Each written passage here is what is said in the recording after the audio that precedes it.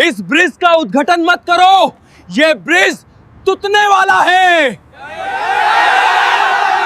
सुल्तानपुर शहर के इतिहास में 15 अगस्त 2024 का दिन स्वर्णिम अक्षरों में लिखा जाने वाला था। शहर के सबसे व्यस्त गोमती चौराहे पर बनकर तैयार हुआ 2 किलोमीटर लंबा फ्लाईओवर आज जनता के लिए खुलने वाला था। पूरे शहर को दुल्हन की तरह सजाया गया था।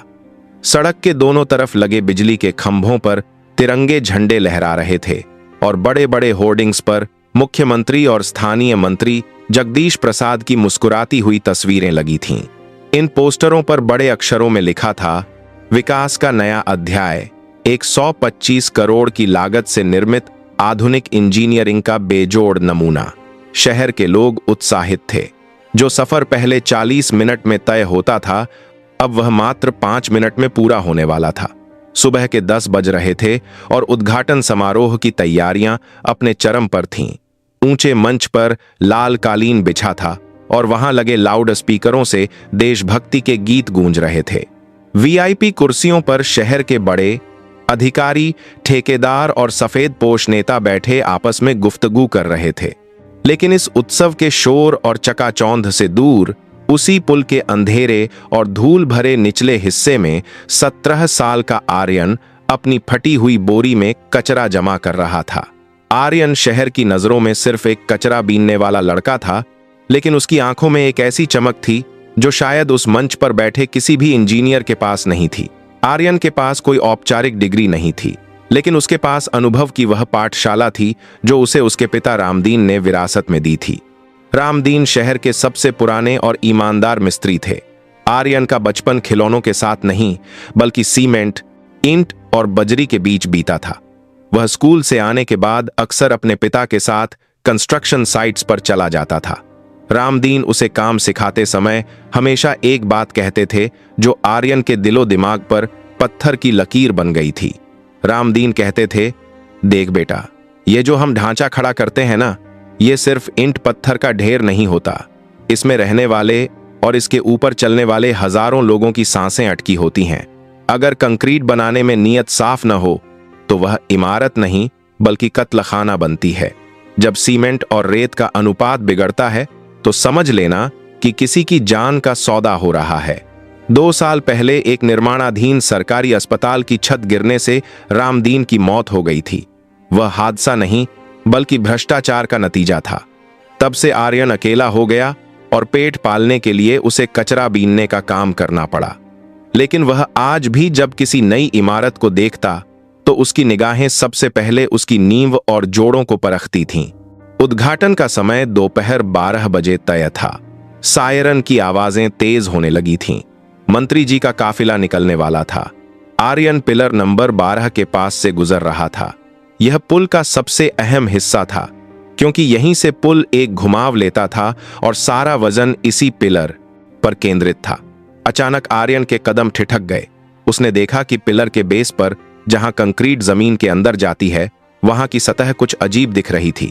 वहां का नया पेंट ऊपर से तो चमक रहा था, लेकिन जोड़ों के पास से बारीक सफेद पाउडर जैसा कुछ झड़ रहा था। आर्यन ने अपनी बोरी नीचे रखी और घुटनों के बल बैठकर उस जगह को गौर से देखने लगा। उसने देखा कि कंक्रीट में ऐसी दरारें थीं जो मकड़ी के जाले की तरह फैल रही थीं। उसने अपनी उंगली से एक छोटी सी दरार को कुरेदा तो कंक्रीट का एक बड़ा टुकड़ा बिस्किट की तरह टूटकर उसके हाथ में आ गया। आर्यन की रूह कांप गई। 125 करोड़ के पुल का मुख्य पिलर इतना कमजोर। उसने पास पड़ी एक लोहे की रड उठाई और उसे पिलर के एक हिस्से में चुभाया। रड ऐसे अंदर धंस गई जैसे वह किसी पत्थर में नहीं बल्कि गीली मिट्टी में जा रही हो। पिलर के अंदर से गिट्टी और सीमेंट के बजाय सिर्फ भूरी रेत बाहर निकल रही थी। आर्यन समझ गया कि ठेकेदार और इंजीनियरों ने मिलकर बड़ा खेल खेला है। उन्होंने बाहर से तो इसे मजबूत दिखाया था, लेकिन अंदर सिर्फ रेत भरी थी। सीमेंट का इस्तेमाल नाम मात्र का हुआ था। उसी वक्त ऊपर पुल पर ट्रायल के लिए कुछ भारी जनरेटर वाली गाड़ियां और पुलिस के वज्र वाहन गुजरने लगे। जैसे ही कोई भारी गाड़ी ऊपर से निकलती, पिलर नंबर 12 के अंदर से एक डरावनी आवाज आती, करकराहट की ऐसी आवाज जैसे कोई बूढ़ा पेड़ टूटने वाला हो। आर्यन ने अपना कान पिलर से लगाया। उसे साफ महसूस हुआ कि पूरा पिलर थरथरा रहा है। यह कंपन सामान्य नहीं था, यह पुल की आखिरी सांसें थीं। आर्यन ने अपनी आंखों के सामने मौत का मंजर देखा। अगर अभी फीता कटा और मंत्री जी के काफिले के साथ सैकड़ों गाड़ियां एक साथ ऊपर आईं, तो यह पिलर उस बोझ को सह नहीं पाएगा और पूरा का पूरा स्पैन नीचे गिर जाएगा। सड़क के नीचे हजारों की भीड़ खड़ी थी, ऊपर भी सैकड़ों लोग होंगे। आर्यन ने एक पल भी बर्बाद नहीं किया। वह अपनी बोरी वहीं छोड़कर भीड़ की तरफ भागा। वह सीधे पहले बैरिकेड पर पहुंचा, जहां सिपाही तिवारी पान चबाते हुए खड़े थे। आर्यन ने हाँफते हुए कहा, साहब मेरी बात सुनिए, पुल गिरने वाला है। पिलर नंबर 12 अंदर से खोखला है। गाड़ियों को ऊपर मत जाने दीजिए, सबको बचा लीजिए साहब। सिपाही तिवारी ने उसे तिरस्कार से देखा और डंडा पटकते हुए बोला, ए लड़के, दिमाग खराब है क्या तेरा? बड़ा आया इंजीनियर, चल भाग यहां से, मंत्री जी आने वाले हैं। नाटक मत कर वरना हवालात में डाल दूंगा। आर्यन ने उनके हाथ जोड़ लिए। साहब, मैं सच कह रहा हूं, मैंने खुद देखा है, पिलर कांप रहा है। सिर्फ 15-20 मिनट बचे हैं साहब। लेकिन सिपाही ने उसे धक्का देकर सड़क के किनारे गिरा दिया। आर्यन का घुटना छिल गया और खून बहने लगा, लेकिन उसे अपने दर्द की फिक्र नहीं थी। उसे उन हजारों लोगों की जान बचानी थी। उसने देखा कि सिपाही एक काले शीशे वाली गाड़ी से पैसे लेकर उसे वीआईपी लेन में जाने दे रहा था। आर्यन समझ गया कि छोटे कर्मचारी नहीं सुनेंगे, उसे ऊपर जाना होगा। वह भीड़ को चीरता हुआ पुलिस वालों की नजरों से बचकर झाड़ियों के रास्ते सीधे मुख्य मंच के पीछे पहुंच गया। वहां सुरक्षा बहुत कड़ी थी, कमांडो तैनात थे। आर्यन ने हिम्मत नहीं हारी। वह बिजली के तारों वाले एक खंभे के सहारे दीवार फांदकर मंच की तरफ बढ़ा।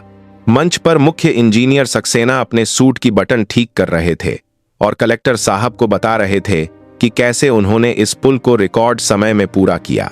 तभी धूल से सना फटे कपड़ों वाला आर्यन सुरक्षा घेरा तोड़कर मंच पर चढ़ गया। उसने चिल्लाकर कहा, रुक जाइए, यह पुल मौत का जाल है। पिलर नंबर 12 टूटने वाला है। मंच पर मौजूद हर शख्स सन्न रह गया। संगीत रुक गया। पत्रकारों के कैमरे आर्यन की तरफ घूम गए।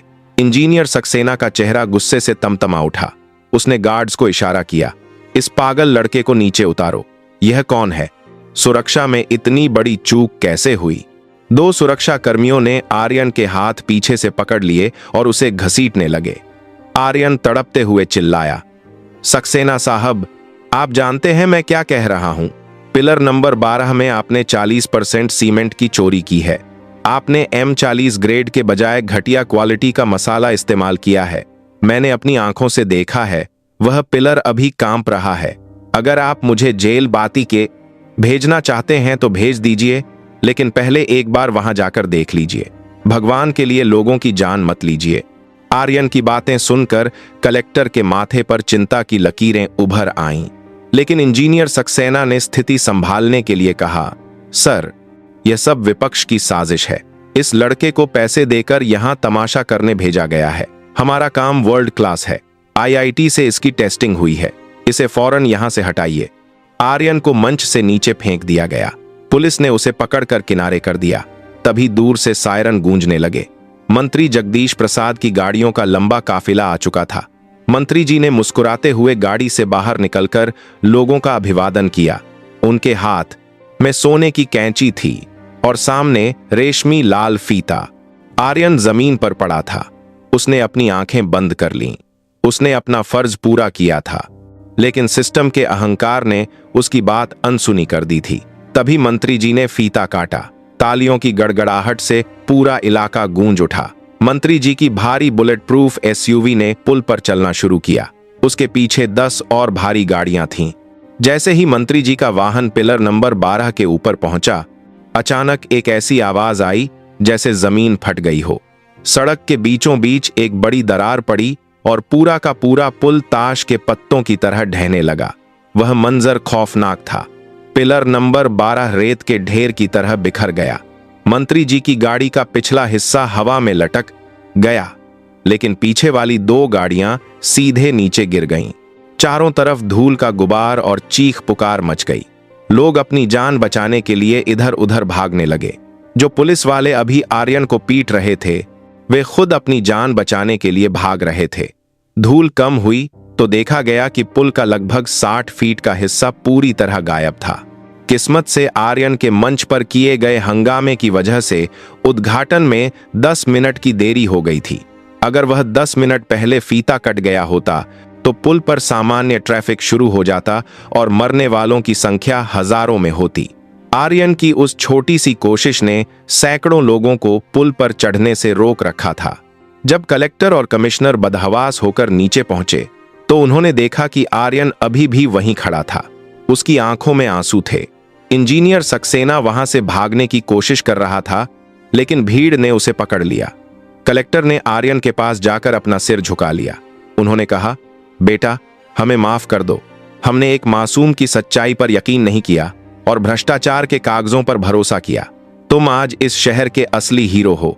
मीडिया के लोग आर्यन को घेर चुके थे।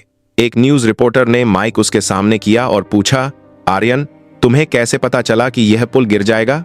आर्यन ने कैमरे की तरफ देखते हुए कहा, साहब, मेरे पिता कहते थे कि जब नीयत में खोट हो तो इमारतें कांपती हैं। मैंने उस पिलर का कांपना महसूस किया था। यह पुल सीमेंट से नहीं, कमीशन के पैसों से बना था। आज जो गिरा है वह सिर्फ पुल नहीं है, वह इन भ्रष्ट अधिकारियों का गुरूर है। अगले दिन पूरे देश में आर्यन की बहादुरी की चर्चा थी। सरकार ने आनन फानन में जांच बैठाई और पाया कि वाकई पिलर के निर्माण में बड़े पैमाने पर धांधली हुई थी। ठेकेदार और इंजीनियर सक्सेना को जेल भेज दिया गया। मंत्री जी को अपनी कुर्सी छोड़नी पड़ी। सरकार ने आर्यन को 5 लाख रुपए और एक सरकारी घर देने की घोषणा की। लेकिन आर्यन जब कलेक्ट्रेट दफ्तर पहुंचा तो उसने वह चेक लेने से मना कर दिया। उसने बड़े ही शांत भाव से कहा, साहब, मुझे इनाम नहीं चाहिए। अगर देना ही है तो यह वादा दीजिए कि अगली बार जब इस शहर में कोई पुल या स्कूल बने तो उसे बनाने वाले के हाथों में सीमेंट हो, लालच नहीं। मेरे पिता जैसे कई मिस्त्री दिन रात मेहनत करते हैं ताकि लोग सुरक्षित रहें। उनकी मेहनत का अपमान मत कीजिए। ईंटों में ईमान मिलाइए साहब, रेत नहीं। आर्यन वहां से अपनी वही पुरानी बोरी उठाकर चला गया। वह आज भी सड़कों पर दिखता है, लेकिन अब लोग उसे कचरा बीनने वाला नहीं बल्कि इस शहर का रक्षक कहते हैं। उस गिरे हुए पुल की जगह अब एक नया और मजबूत पुल बन रहा है और इस बार उसकी निगरानी खुद आर्यन कर रहा है। इस कहानी से हमें यह सीख मिलती है कि पद और पैसा किसी को बड़ा नहीं बनाता। एक साधारण सा दिखने वाला इंसान भी अगर सत्य और ईमानदारी के रास्ते पर चले तो वह पूरे सिस्टम की आंखें खोल सकता है। दोस्तों, अगर आपको आर्यन की यह कहानी प्रेरणादायक लगी हो तो इसे अपने दोस्तों के साथ साझा करें। भ्रष्टाचार के खिलाफ इस आवाज को दबने न दें। हमारे चैनल को अभी सब्सक्राइब करें और कमेंट में जय हिंद जरूर लिखें। धन्यवाद। अगली बार फिर मिलेंगे एक ऐसी ही रोंगटे खड़े कर देने वाली कहानी के साथ। तब तक अपना और अपनों का ख्याल रखें। क्या आप चाहते हैं कि मैं इस कहानी का विस्तार करूं जिसमें आर्यन की पढ़ाई और उसके इंजीनियर बनने के संघर्ष को दिखाया जाए?